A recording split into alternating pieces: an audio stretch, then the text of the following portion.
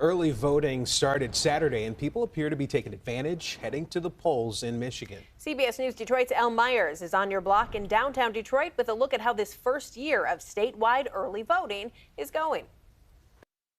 We have just wrapped up the first weekend of early voting for that August primary, and notably, it is the first significant statewide election in which we are seeing early voting play out. The option to add early voting to the different ways we can cast a ballot here in Michigan was passed by Ballot Initiative back in 2022.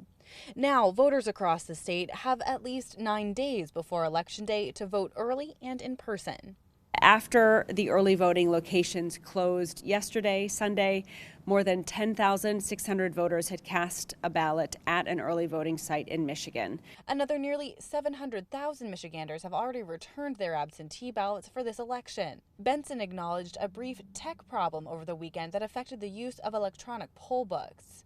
That was quickly addressed, and notably the backup procedures that we have in place in every election enabled voting to continue seamlessly, and that really underscores our preparation. Benson also noted that election security is top of mind for her and election clerks across the state.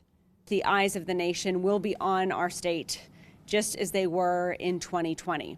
And as a state through which the presidency runs, as a battleground state, our citizens are very likely to cast votes in this cycle that will determine the next president of the United States. Now, election officials tell me you can check out where you need to go and your voting options by going to the Michigan Secretary of State webpage and checking elections.